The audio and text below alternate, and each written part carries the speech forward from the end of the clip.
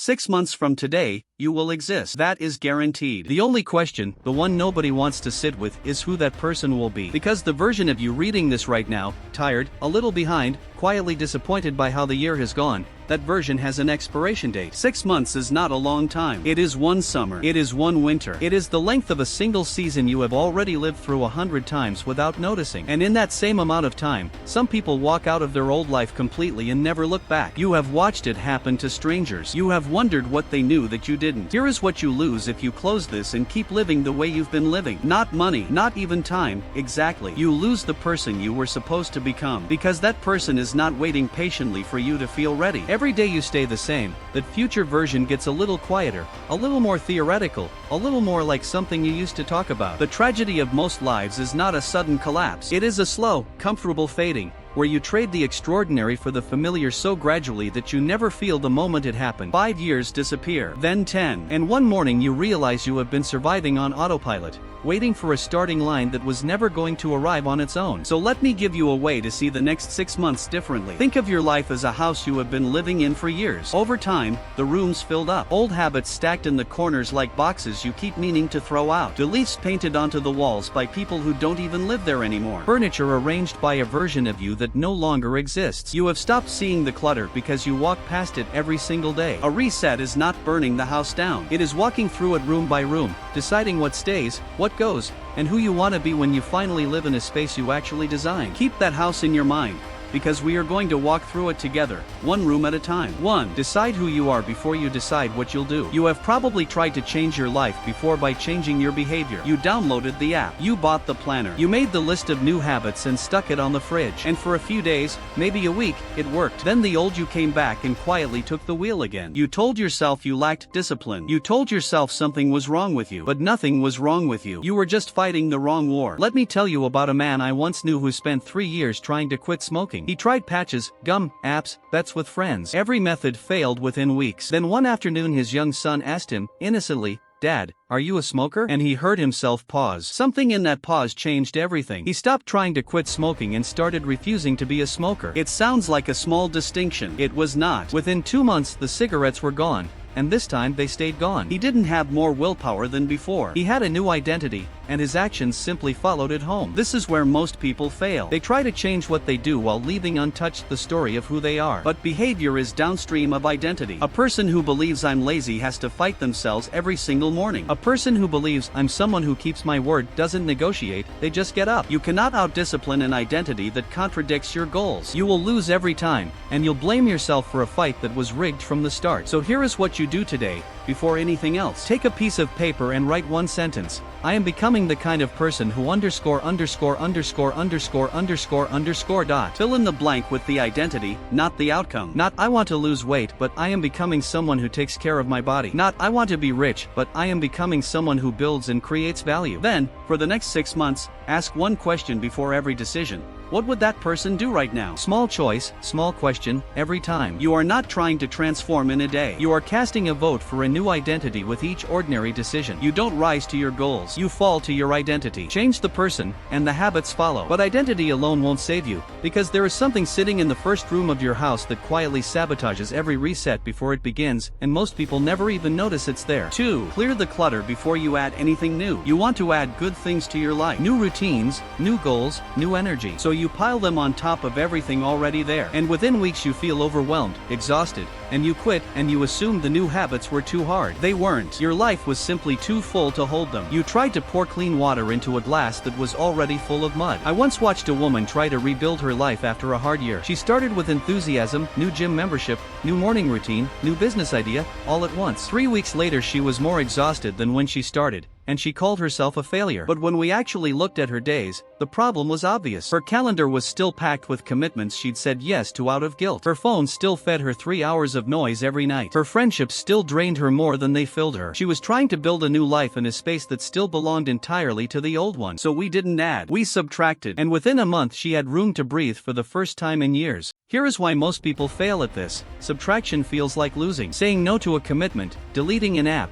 ending a draining relationship, it feels like giving something up rather than gaining something. So we keep everything. and we wonder why there's no room for growth. But every yes you've ever given is still taking up space, even the ones you regret. A cluttered life doesn't have room for a new one. You cannot become someone new inside a schedule built entirely by who you used to be. So today, do this. Open your calendar and your phone and find 3 things to remove. 1 commitment you keep saying yes to out of obligation, not desire, start letting it go. 1 source of digital noise that steals your evenings, delete it or mute it tonight. 1 recurring drain, a habit or a pattern that leaves you emptier than it found you. You don't need to overhaul everything at once. You need to create 3 pockets of empty space, because empty space is where a new life actually grows. A garden choked with weeds cannot grow anything you plant on purpose. Subtract before you add. Empty the glass before you fill it. Clear the room before you furnish it. And once you've cleared that space, you'll face the hardest room in the entire house, the one most people keep locked because of what they buried inside it. 3. Make peace with the version of you that got you here. You cannot reset your life while you're at war with your past, and most people are. You carry a quiet resentment toward the version of yourself who wasted the years, who made the mistakes, who stayed too long, who started too late. You think that anger is motivation. You think if you just hate the old you enough, you'll finally change. But shame is the worst fuel there is. It burns hot for a moment and then leaves you emptier than before. There was a man in his 40s who came to a hard realization one night that he had spent nearly 2 decades in a career he'd fallen into by accident, never chosen. He was furious with himself. All that time, gone. For weeks that anger drove him to work harder, plan more, push faster. And then it collapsed into something heavier, because you cannot build a future on the foundation of self-hatred. One evening, exhausted, he wrote a letter to his younger self, not to scold him, but to thank him. He thanked that scared young man for surviving what he didn't understand, for keeping them both alive long enough to get here. And something loosened in his chest that had been clenched for 20 years. Only then, from a place of peace instead of punishment, did the real change begin. This is where people stay stuck for years. They believe that forgiving themselves means excusing themselves, that letting go of the anger means letting go of the standard. So they hold the grudge, thinking it protects them. But that old version of you was doing the best they could with what they knew and what they had. They didn't have your current perspective. They didn't have the lessons that only pain could teach. Punishing them now is like being angry at a child for not knowing something you only learned as an adult. So here is your work today. Take 10 minutes and write to the version of you from 5 years ago. Don't lecture them. Thank them. Thank them for enduring what they endured. Thank them for the small acts of courage no one saw. Acknowledge that they were navigating in the dark without the map you now hold. Then tell them, gently, that you're taking it from here. This isn't soft. This isn't an excuse. This is you reclaiming the energy you've been wasting on a war that was never winnable, and pointing it toward a future you can actually build. Your past is not your enemy. Your past is your foundation. Make peace with it, and it becomes solid ground. But peace with the past raises a dangerous question, because once you stop blaming who you were, you have to decide where you're actually going. And that's where most resets quietly fall apart. 4. Trade vague dreams for a single specific destination. You say you want a better life, a better body, more money, more peace, more purpose. But better is not a destination, it's a direction with no address. And your mind cannot walk toward a place it can't picture. This is why so many people drift for years feeling like they're trying hard but going nowhere. They're not lazy, they're just aiming at fog. You cannot hit a target you have never actually defined. Consider 2 people who both say they want to get in shape. The first keeps the vague wish in their head for years, always starting, always stopping, never quite sure if they're making progress, because there's nothing to measure against. The second writes down a specific picture. In 6 months, I will walk up 3 flights of stairs without losing my breath, and I will do it by walking 30 minutes every morning. One of them has a wish, the other has a map. 6 months later, one is exactly where they started, still wishing. The other is somewhere real, because they gave their effort a place to go. The difference was never motivation. It was clarity. Here's why most people avoid getting specific. A vague dream can never fail. As long as better stays undefined, you never have to face falling short of it. Specificity feels dangerous because it makes success measurable, and therefore makes failure visible too. So people hide inside foggy goals to protect themselves from disappointment, never realizing that the fog is the very thing keeping them stuck. You cannot protect yourself from failure and pursue a real life at the same time. So today, pick one area, just one, and give it an address. Write down exactly where you want to be in 6 months, in language so specific you'd know for certain whether you got there. Not healthier but a number, a distance, a concrete picture. Not more disciplined, but a specific thing you'll do at a specific time. Then write the one repeatable action that moves you toward it, small enough that you can do it even on your worst day. Clarity first, then consistency. That's the whole equation. A dream without a destination is a wish. A destination without a step is a fantasy. But a specific target with a daily step becomes a light. And yet even the clearest map means nothing if you can't survive the part of the journey no one warns you about, the long, silent stretch where nothing seems to be working at all. 5. Learn to trust the season where nothing shows. You will do everything right for a few weeks, and it will feel like nothing is happening. No visible progress, no applause, no proof. And this is the exact moment where almost everyone quits. Not because the plan failed, but because they mistook silence for failure. They pulled up the seed to check the roots and killed the very thing that was about to grow. Think about how bamboo grows. You plant it, you water it, you protect it, and for a long time, nothing appears above the ground. Weeks pass, months pass. To anyone watching, it looks like wasted effort, like throwing water onto bare dirt. And then, seemingly out of nowhere, it erupts, shooting upward faster than you can believe. But it wasn't sudden at all. All that invisible time, it was building a root system deep and strong enough to support the height that was coming. The growth you couldn't see was the only reason the growth you could see became possible. There was a woman who quit 3 separate reset attempts at almost exactly the 6-week mark, every time, convinced it wasn't working, never knowing she was walking away right before the roots took hold. This is the trap that catches nearly everyone. We live in a world that shows us only highlights, only harvests, only the dramatic before and after. We never see the silent months in between, so we assume that if we're not seeing results, we're doing it wrong. We confuse the absence of visible proof with the absence of progress. But roots grow in the dark. Character forms in obscurity. The most important work of any transformation happens in a season where no one, including you, can see it yet. So here is what you do when that silent stretch arrives, because it will. Decide, right now, before the doubt hits, that you will measure your progress by your actions, not your results. Did you do the thing today? Then today was a success, regardless of what the mirror or the bank account says. Keep a simple record, a mark on a calendar for every day you showed up. On the days you feel like nothing is working, look at the marks. That chain of small proofs is your evidence that roots are forming, even in the silence. Trust the process long enough for the process to work. Slow is not stopped. Silent is not stuck. Invisible is not absent. Roots become trees. Here are points 6 through 9, the climax, recap, and closing. 6. Build the day, and the day will build you. You keep waiting for a transformed life to arrive as a single dramatic event, the breakthrough, the big break, the moment everything changes. So you overlook the only thing that actually builds a new life, the ordinary day, lived on purpose, again and again. And because a single good day feels too small to matter, you don't respect it. You let it slip. You tell yourself tomorrow you'll get serious. But your life is not built in the future you keep promising yourself. It's built in the 24 hours in front of you right now. There was a man who wanted to write a book for nearly 10 years. Every January he'd resolved to do it. Every year it stayed a dream, because he was waiting for a free weekend, a burst of inspiration, the perfect stretch of uninterrupted time that never came. Then one year, tired of his own excuses, he made a deal with himself.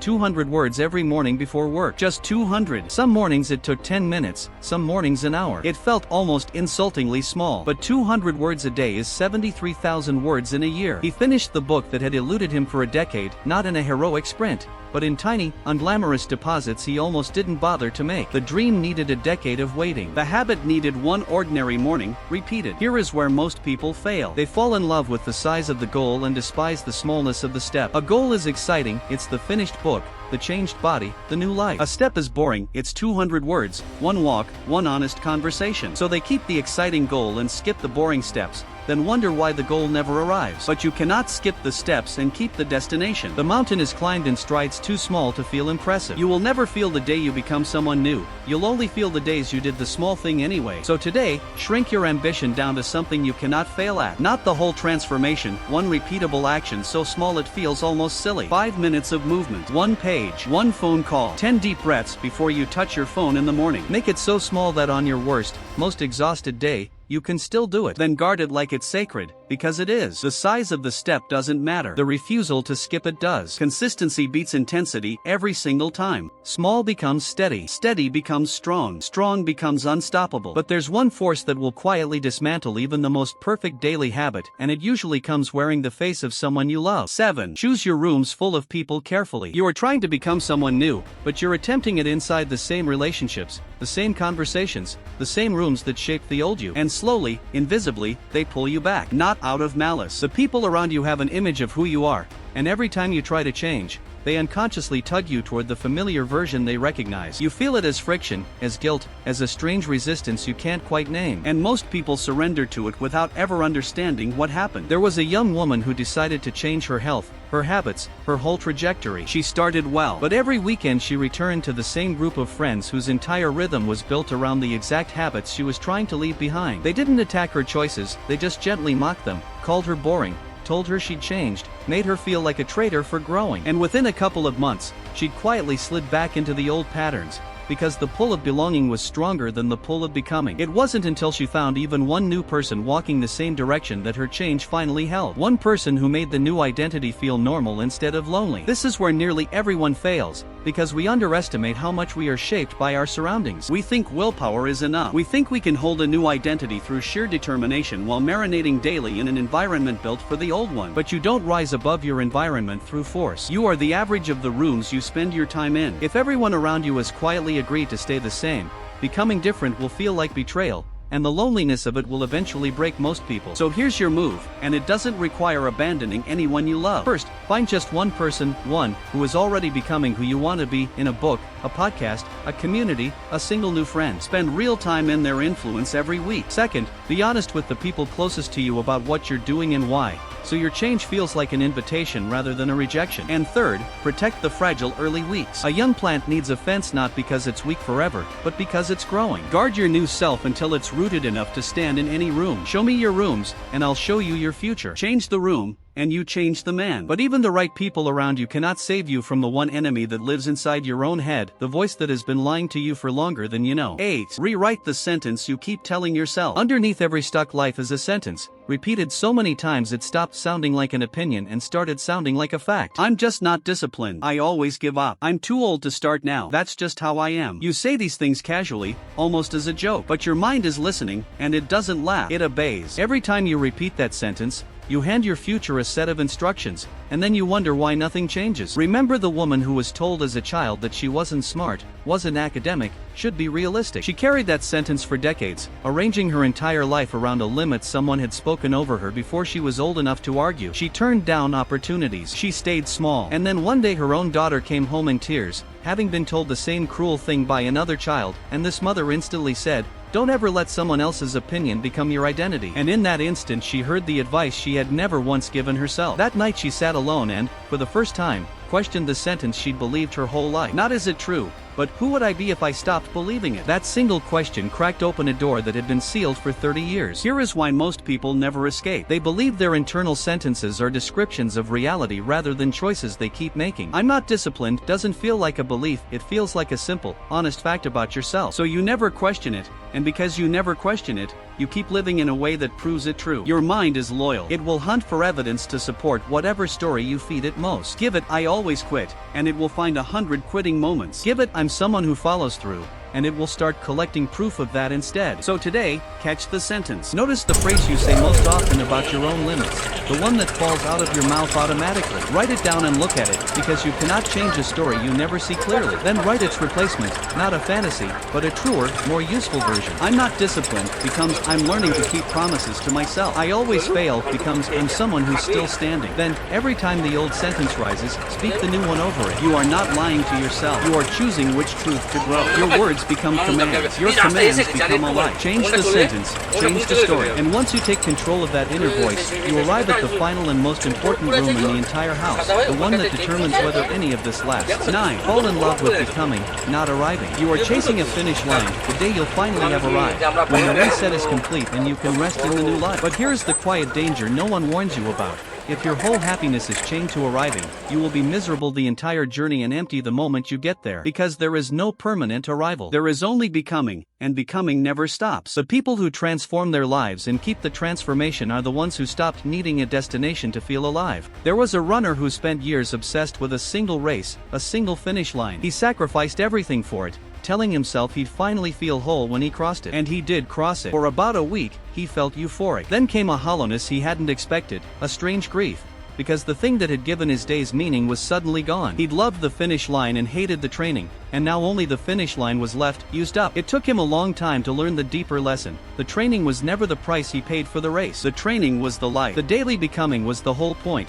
and the race was just one small moment inside it. This is the trap that catches even the people who succeed. They treat the process as suffering to be endured on the way to a reward, so they grit their teeth through months of effort, waiting to be happy later. But a life is not lived later. It's lived in the days you're actually in. If you can only feel good when you arrive, you have handed away almost every day you'll ever have. You cannot outsource your peace to a future that keeps moving. The person who needs to arrive is always poor. The person who loves becoming is already rich. So here is the final practice, the one that holds all the others together. Learn to find quiet satisfaction in the doing itself, not in the result, in the fact that today you showed up as the person you're becoming. Celebrate the action, not just the outcome. At the end of each day, ask one question: did I move even a little toward who I want to be? If yes, that day was a victory, complete in itself, owing you nothing. Let the destination pull you forward, but let the journey be where you actually live. Because 6 months from now the reset won't be finished. It will simply have become who you are. Don't fall in love with the finish. Fall in love with the becoming. The becoming is the life. Here is the single truth that ties all of this together.